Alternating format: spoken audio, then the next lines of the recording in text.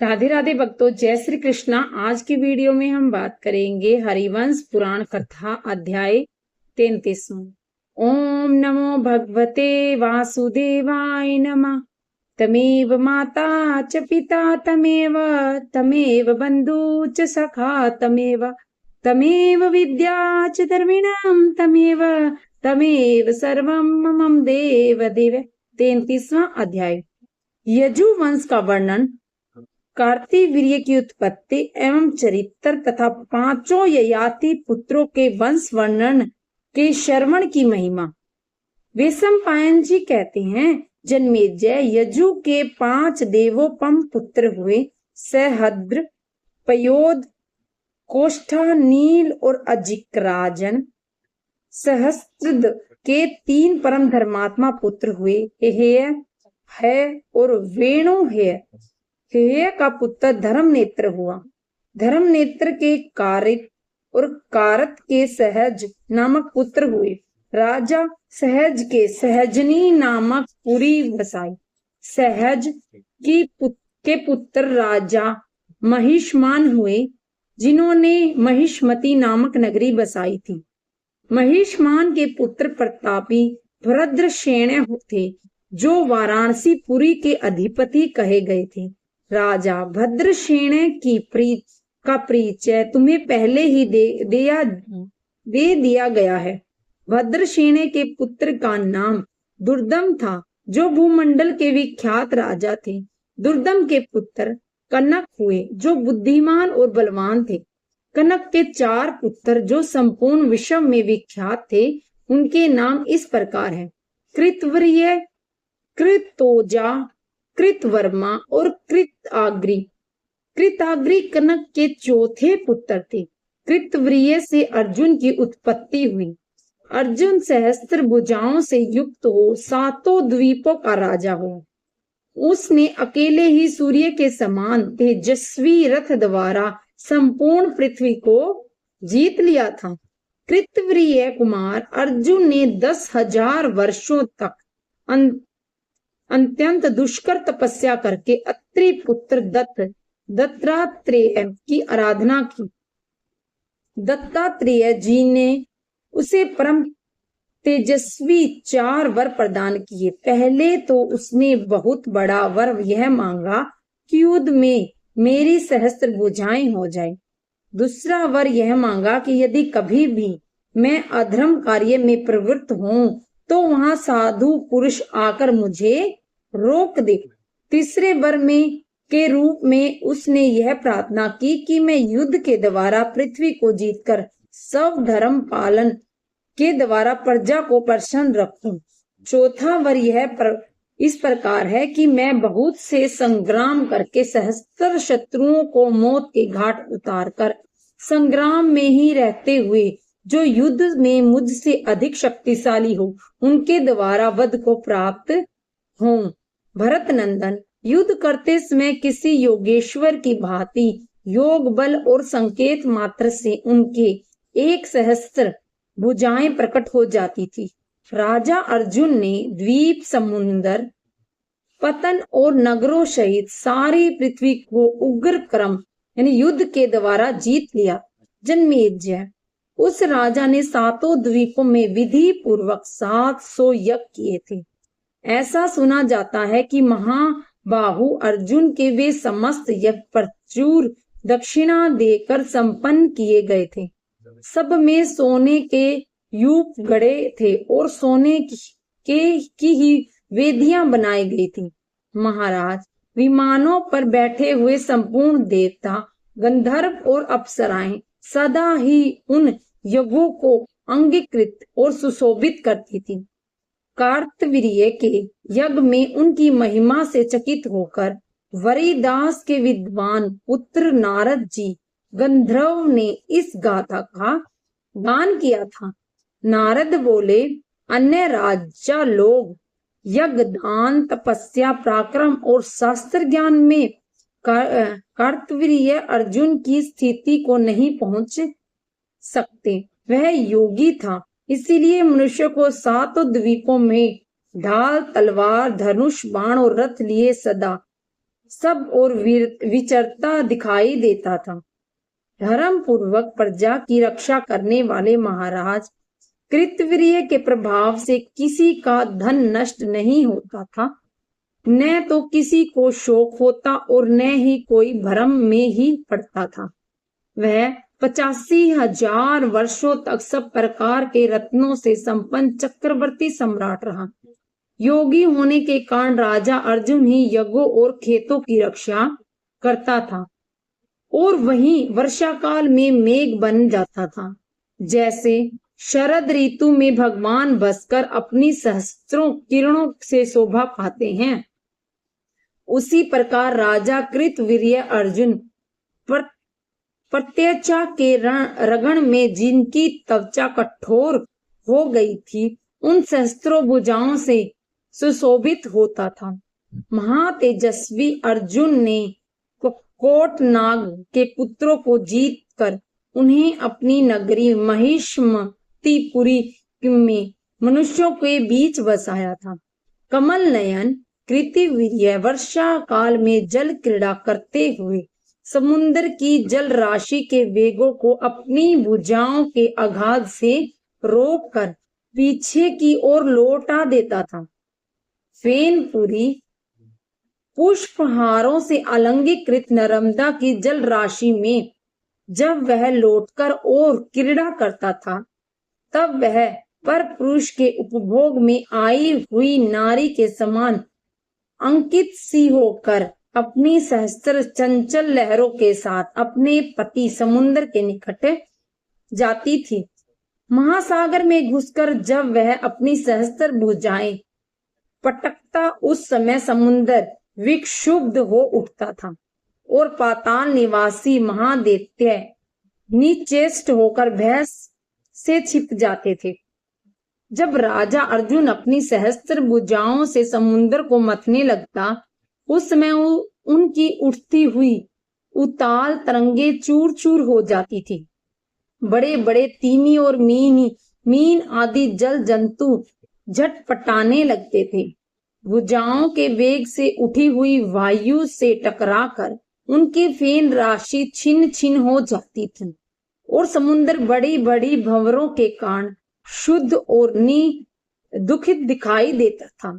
देवताओं और असुरों के द्वारा डाले हुए मंद्राचल ने क्षीर समुद्र की जो दशा की थी, वैसी ही दशा उनकी भुजाओं से मथित हुए महासागर की हो रही थी।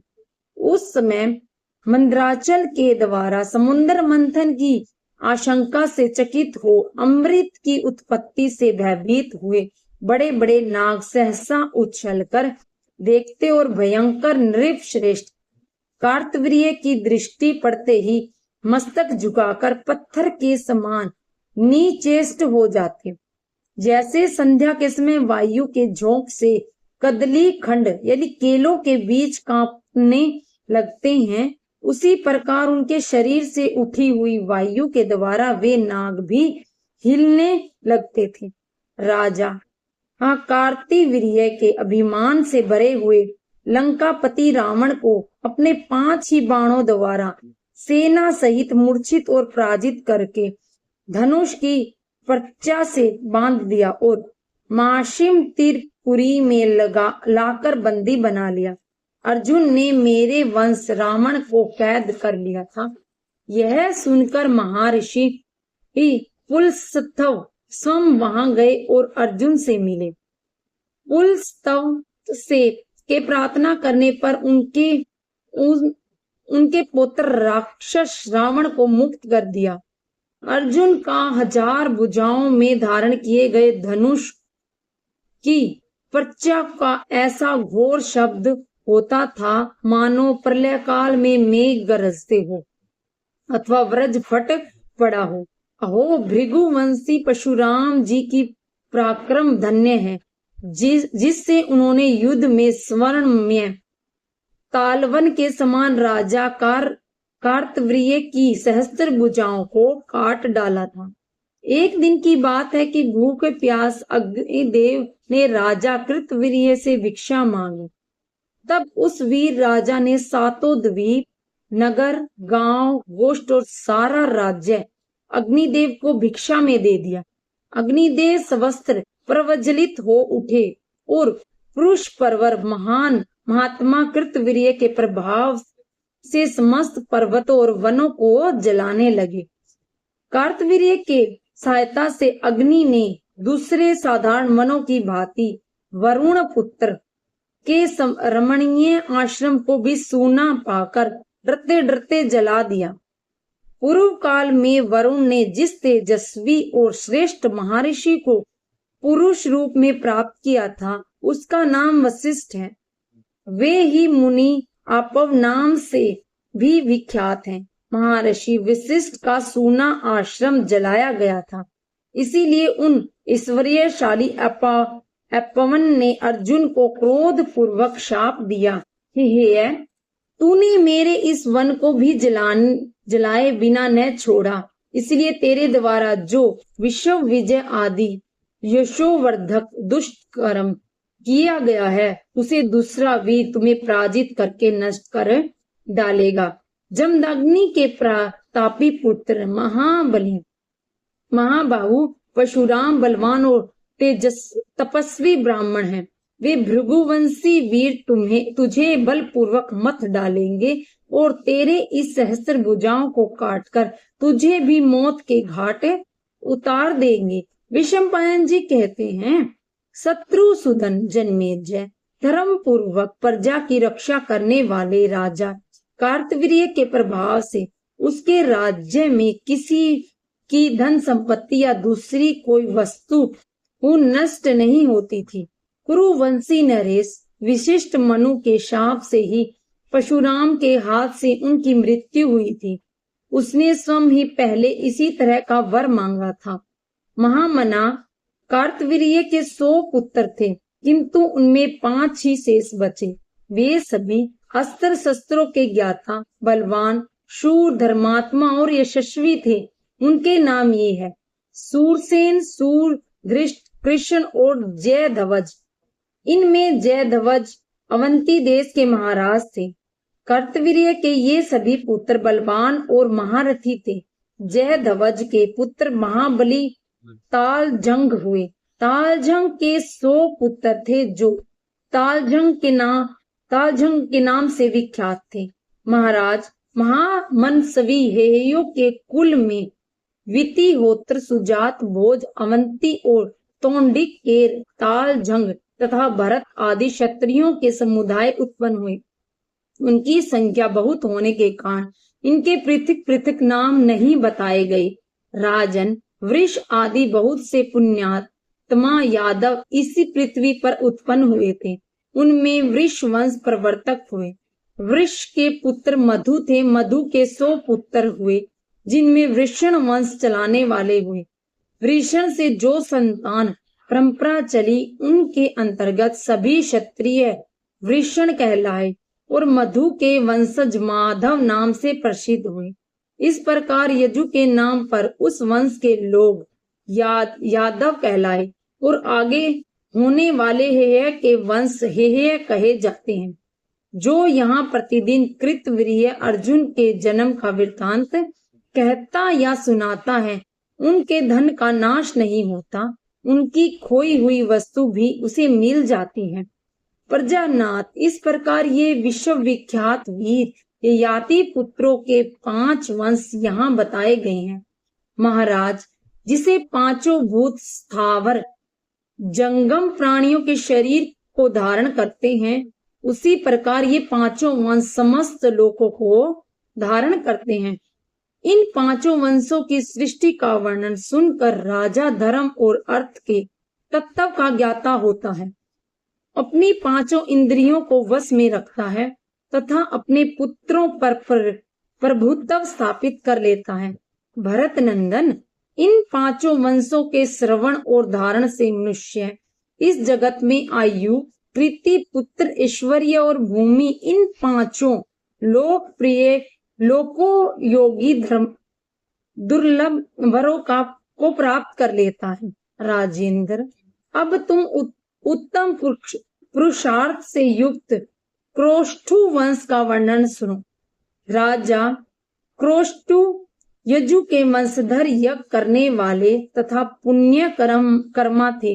उनके इस वंश का वर्णन सुनकर मनुष्य सब पापों से मुक्त हो जाता है। राजा कोष्ठ्यु के ही हैं, जिनके कुल में सर्वव्यापी भगवान श्री हरि ने वृषण वंशावंत श्री कृष्ण के रूप में अवतार लिया था। इस प्रकार श्री महाभारत खिल विभाग हरिवंश के अंतर्गत हरिवंश पर्व में 33वां अध्याय पूरा हुआ। विष्णु भगवान की आरती। ओम जय जगदीश हरे, स्वामी जय जगदीश हरे। भक्त जनों के संकट क्षण में दूर करे। ओम जय जगदीश हरे, जो ध्यावे फल पावे। दुख बिन से मन का सुख संपत्ति घर आवे। कष्ट मिटे तनिका। ओम जय जगदीश हरे, मात पिता तुम मेरे। शरण गहूँ मैं किसकी, तुम बिन और न दूजा। आस करूं मैं जिसकी। ओम जय जगदीश हरे, तुम पूर्ण परमात्मा तुम अंतर्यामी।